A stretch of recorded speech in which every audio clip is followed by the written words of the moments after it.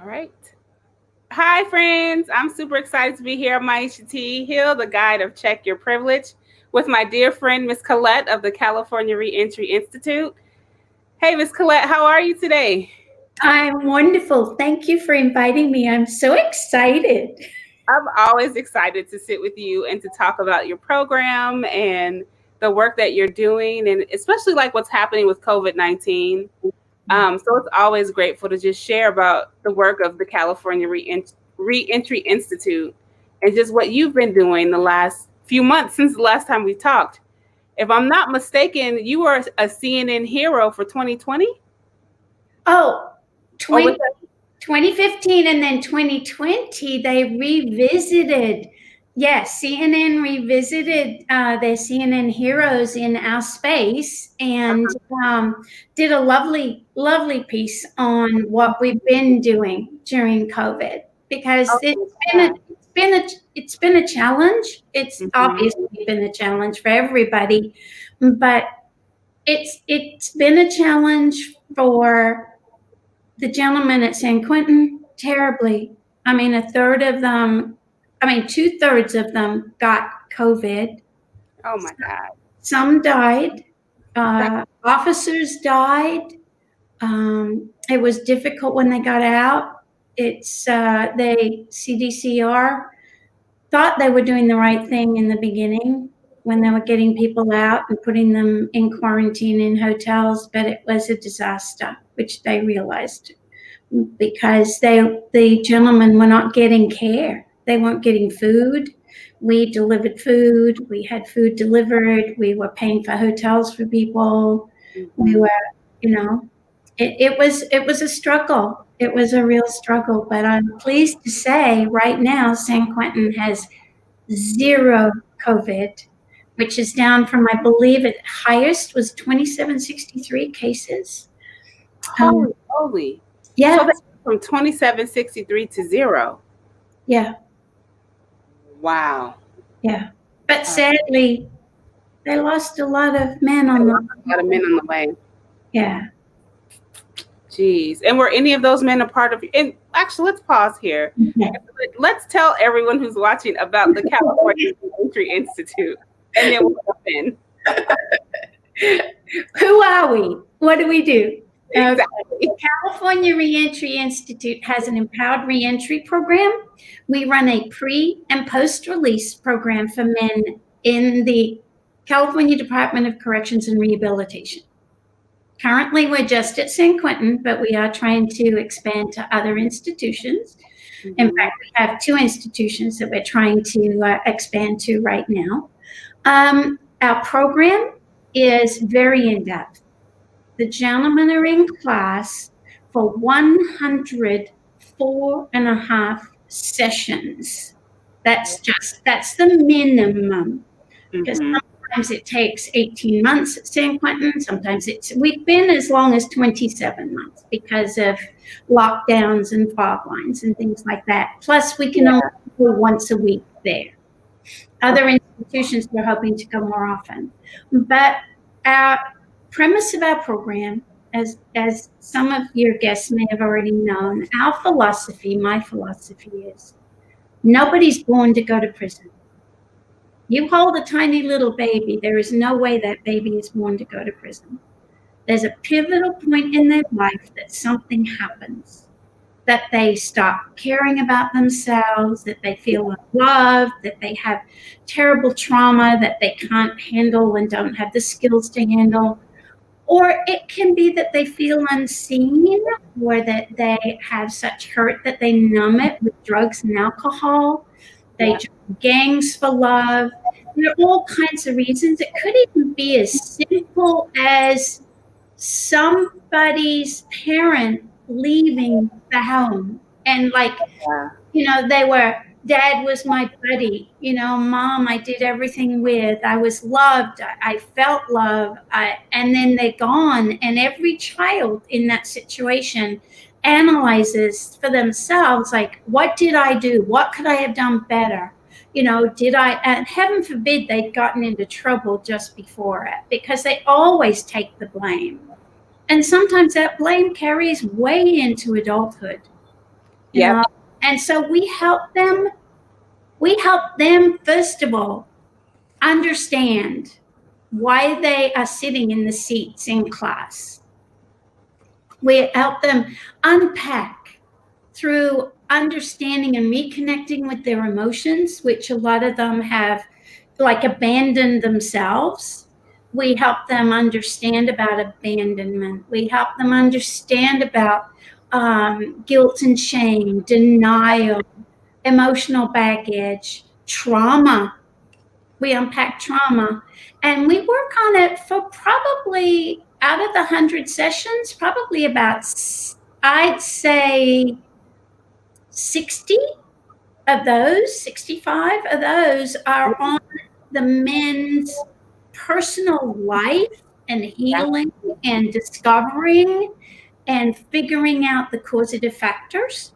It includes criminal and addictive thinking, like, what were you thinking? Is that society's norms? And most of the time, you've got people who are raised with mom and dad. That's how they survive, by stealing, or, it's things that when we look on from the outside, people in society look from the outside at people who are in prison. They're like, have this philosophy, like, just, put them in prison and throw away the key. Exactly. They don't understand that there's a reason behind them doing what they did. And our job is to help these men discover that. Then we invite into the institution victims of crime, all kinds of crimes, survivors, victims of, breaking and entering when nobody's home, right? Oh, goodness. Yeah. Of physical, emotional, and sexual abuse. Victims, survivors of a family member that was murdered. And so we have them come in, and then they share their stories so the men can hear firsthand of the pain and suffering that different crimes cause, right? Absolutely. Then we invite in families of people who have been incarcerated, so the men can understand what that did to their families while they were incarcerated, even to hearing things like, well, we went from this institution to this institution to this institution. Not my loved one went from this institution. We went. So where their loved one went, they went. They emotionally, financially, spiritually went with their loved one. And so we get to talk about that. And then we go through every crime there is. We cover every crime that you can think of. And then we break it down to about them again, like, okay, tell us about the father figure in your life. What was it like? What do you wish it had been like? Mm-hmm.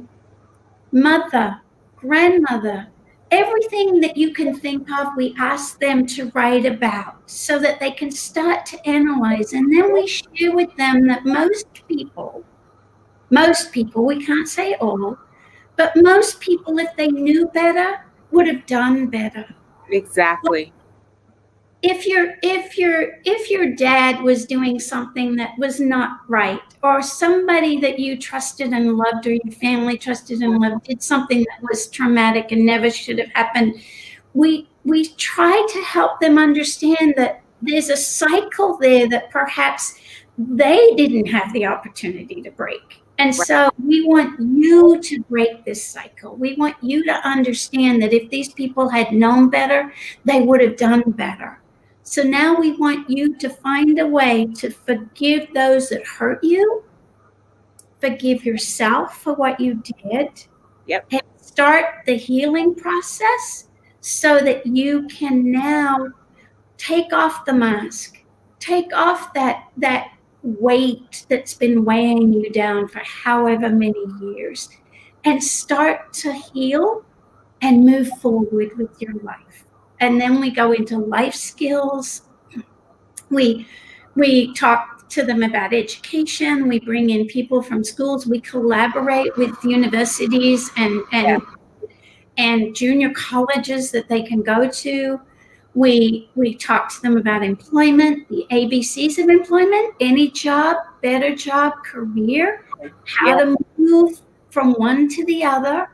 We help them understand technology because heaven forbid they don't know anything about that because they're not allowed to have computers or cell phones. They shouldn't have cell phones. We talk about freedom, then what? What is it like when you now come out as a different person? Then, as you know, we meet them at the gate. We make sure that they're safe wherever they choose to go. We have individual case management with them to help them prepare a path to success.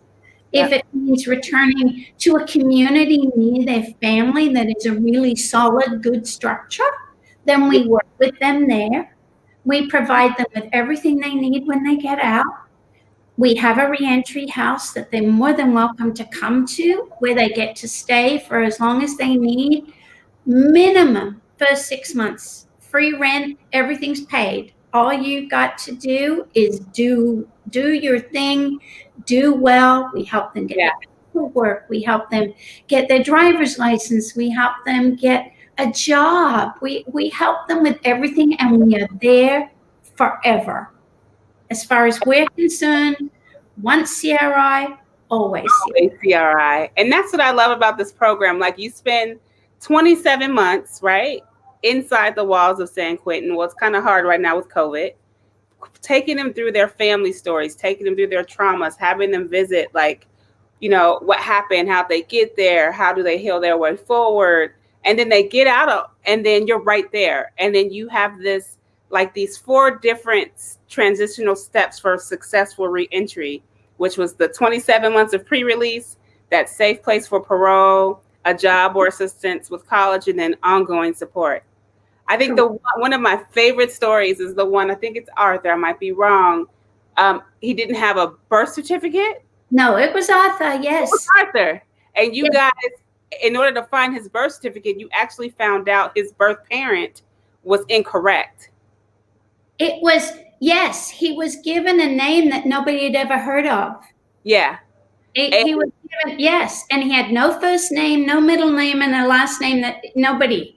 And he says, the milkman. He jokes. But at the time, I thought, is transformed human being from the very angry, sad person that I met, transformed person that you met, that smiles and laughs and is happy with life and giving back. And, but yes, it was traumatic. It took us having to hire an attorney to legally change his name to the name he'd had for 60 years, Arthur Lamont Robinson. Yep. And because Social Security would not acknowledge him. And unless you have a Social Security card, you can't get a driver's license, you can't get a job. So he was at Roland's house for that whole time. And we got him, little jobs here and there to make sure he was had some sense of self-worth. Yeah. And we made him the house manager, which made him feel like he was earning his keep. And we had other people that supported him. We brought a team of people in to support him and make him feel worthy and valued and appreciated while we waited for the big day. Even his job we got for him. We kept them encouraged to communicate with him to make sure he knew that job was there once he had the piece of paper. And that's where he worked. He's still there working here. Yeah.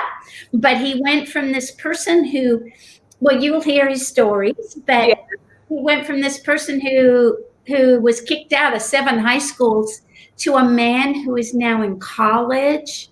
He's studying, he's studying to be a counselor. He's now our reentry manager for Northern California. And I am just so proud and honored to even be in his life. He is just amazing.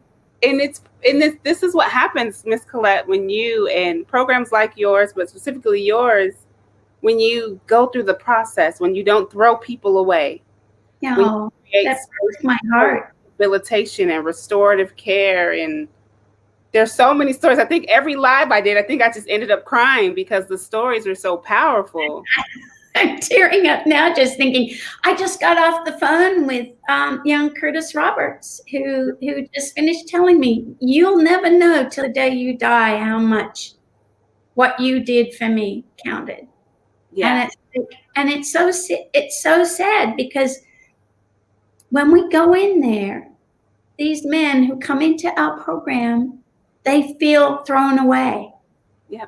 And they are told constantly that you're worthless, you're useless, Yeah. you're the scourge of society.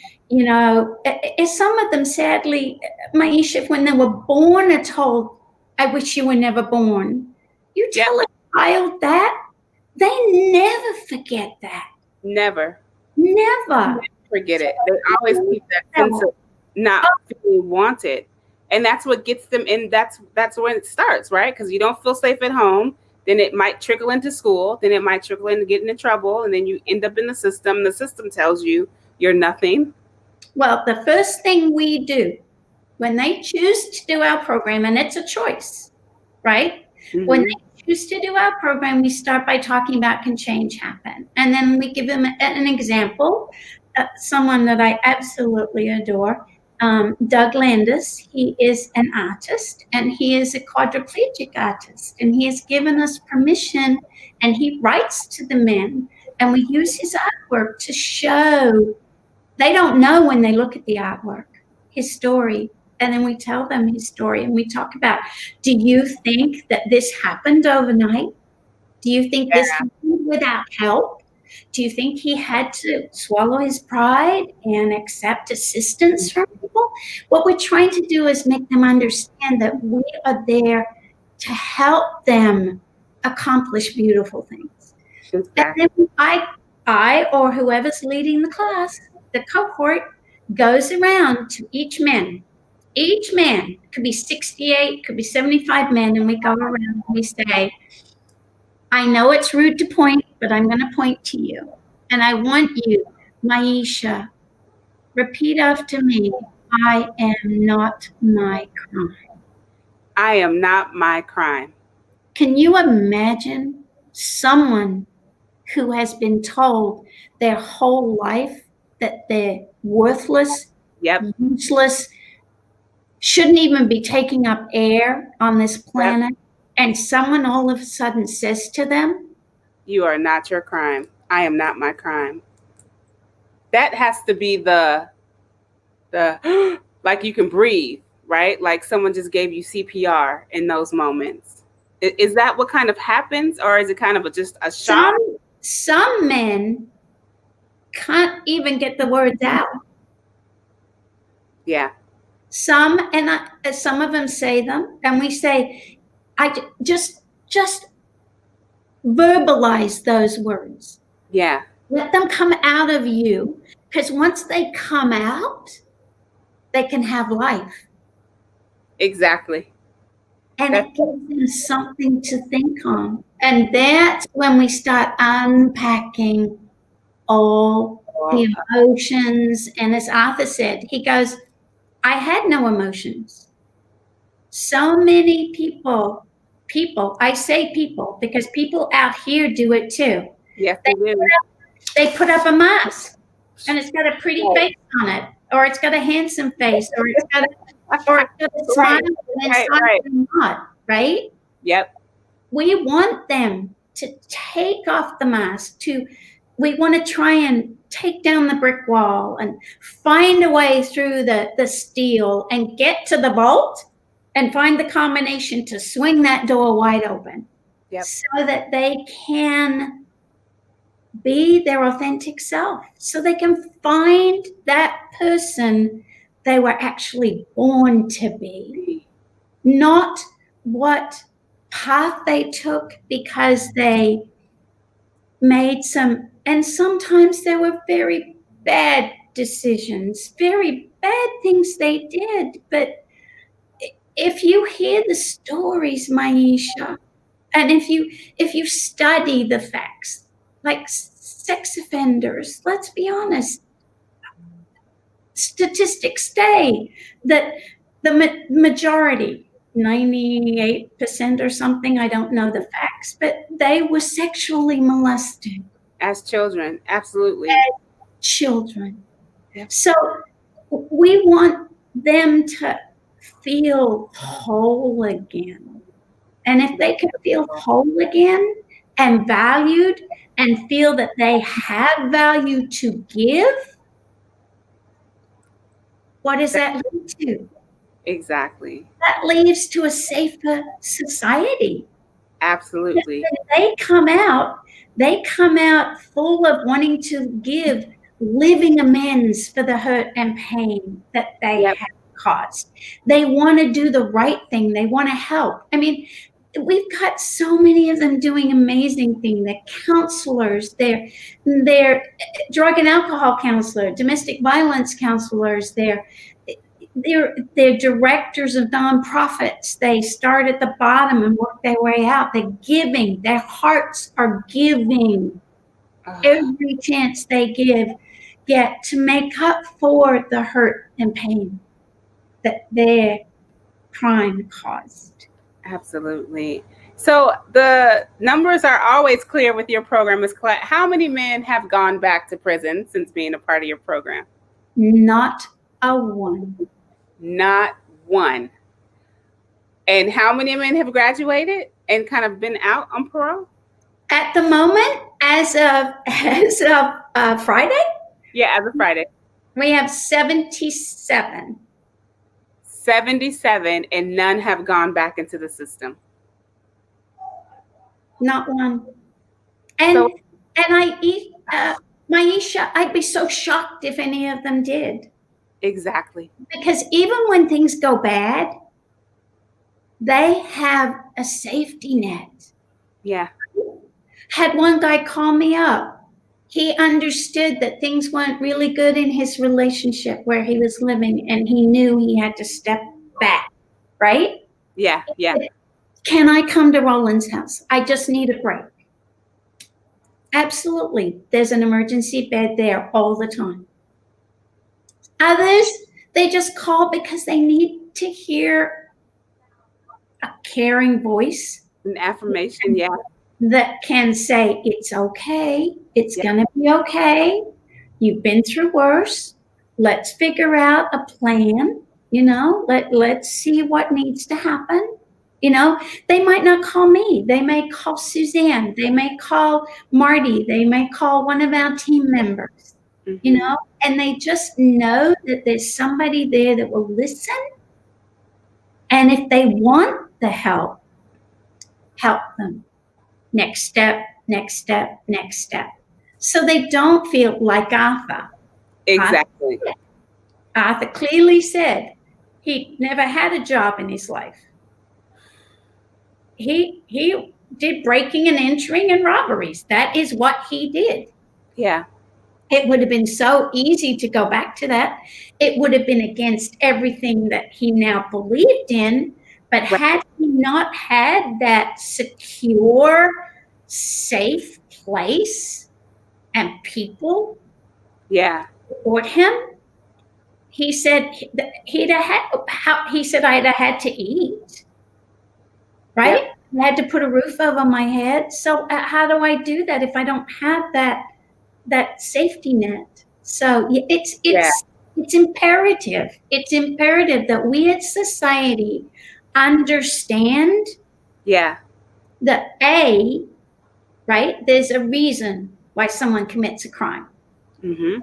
It could be just breaking into a car, a reason someone joins a gang and is violent.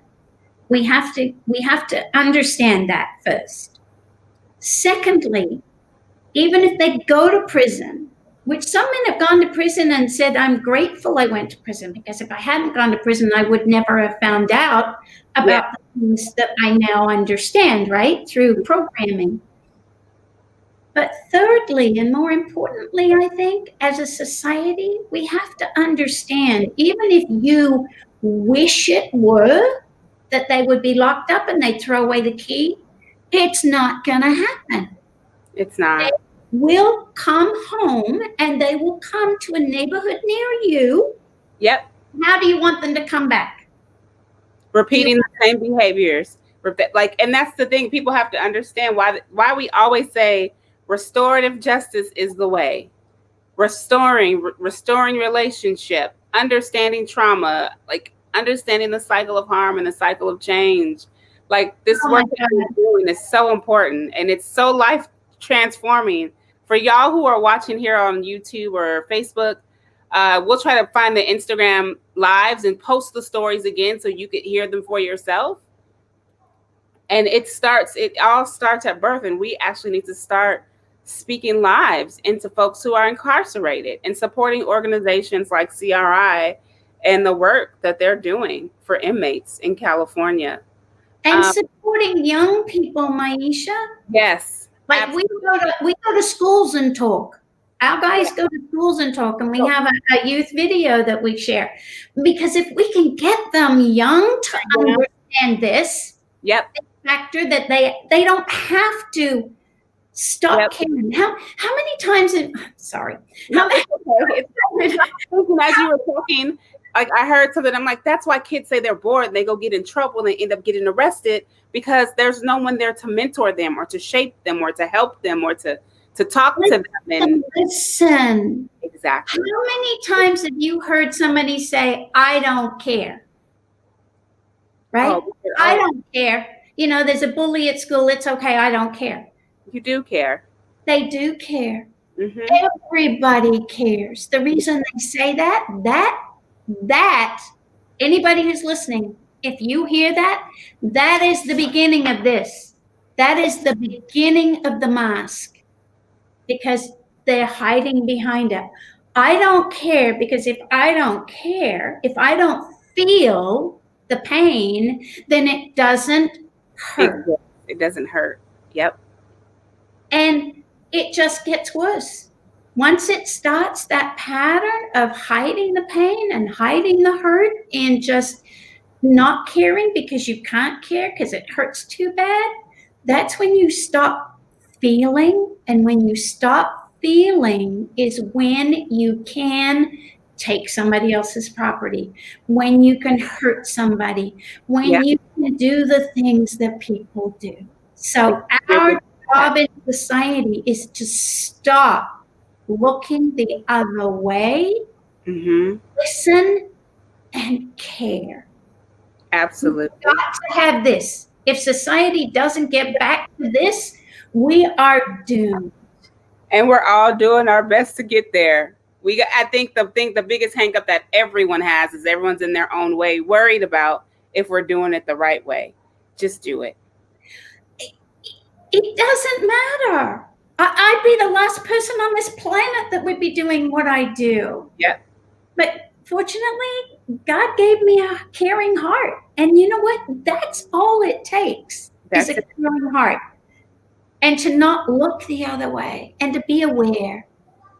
Be aware of the little tiny signs like we just talked about. I don't care. That's not true. Goodness gracious. Miss Collette, can you tell us about you have an upcoming event in November that y'all are using as a fundraiser? We are. Yes, we are. November 19th to the 21st. We're going to this is going to be fun.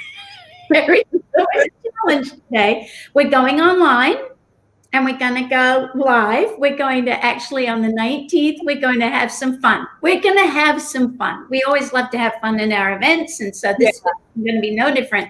We're going to actually have someone who's a patisserie chef doing a live cooking demonstration.